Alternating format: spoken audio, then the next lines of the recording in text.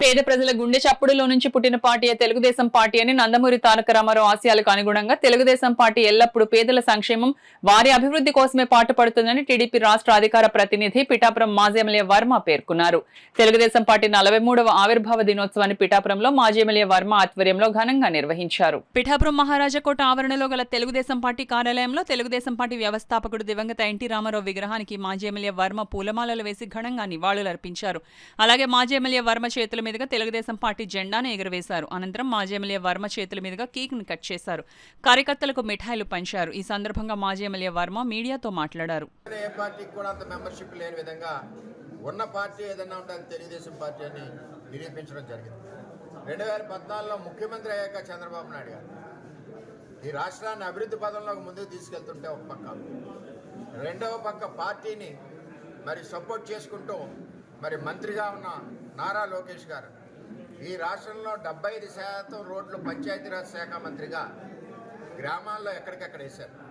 మా పిఠాపురంలో కూడా ఆడబడుచు కాలికి మట్టి అవ్వకుండా రోడ్డు వేస్తామని మేము మాట ఇచ్చాం. దాని ప్రకారం 75% రోడ్లు నా హయాంలో పిఠాపురంలో కూడా చేయడం జరిగింది. ఈవేళ ఏదైతే జగన్మోహన్ రెడ్డి తెలుగుదేశం పార్టీని ఓడించి ప్రభుత్వంలో ఉన్నాడో ఆ 5 సంవత్సరాలు ప్రజలు పడి కష్టాలు చూసి నేనున్నాను ఈ తెలుగుదేశం పార్టీకి అని చెప్పి నారా లోకేష్ గారు యువగలం పాదయాత్రతో 3200 కిలోమీటర్లు తిరిగి బడుగు బలహీన వర్గాలు, అదేవిధంగా రైతాంగ సమస్యలు, ఇన్ని సమస్యలన్నీ కూడా పార్టీ దృష్టిలో పెట్టి మేనిఫెస్టో పెట్టి ఆ రోజు ప్రజలందరూ సమస్యని నేనున్నానని చెప్పి నారా లోకేష్ గారు బయటికి రావడంతో ఉవ్వెత్తిన రాష్ట్రం అంతా కూడా తెలుగుదేశం పార్టీని ఈరోజు అధికారంలో పెట్టి కూటమి ప్రభుత్వంగా ముందుకు తీసుకెళ్లే పరిస్థితి చేయడం జరిగిందని చెప్పి నేను తెలియజేస్తా ఉన్నాను. పార్టీ కోసం, ప్రజల కోసం యువ నాయకుడు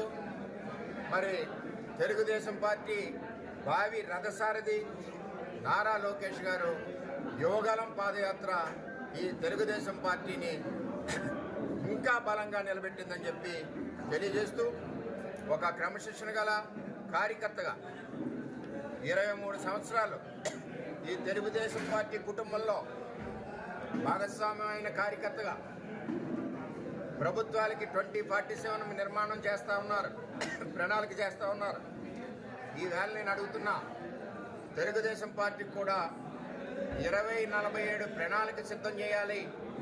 ఒక పక్కన అభివృద్ధిలో చంద్రబాబు నాయుడు గారు రాష్ట్రాన్ని ముందుకు తీసుకెళ్తా ఉన్నారు, మరొక పక్క నారా లోకేష్ నాయకత్వంలో ఈ తెలుగుదేశం పార్టీ రాబోయే 2047లో ఏ విధంగా ఈ రాష్ట్రానికి మేలు చేసుకుంటూ వెళ్తాం, కార్యకర్తలను ముందుకు తీసుకెళ్తాం అన్నది భావి రథసారథి నారా లోకేష్ గారి యొక్క సారథ్యంలో ప్రణాళిక సిద్ధం చేయాలని చెప్పి చంద్రబాబు నాయుడు గారిని ఈ ఆవిర్భావ దినోత్సవం సందర్భంగా రిక్వెస్ట్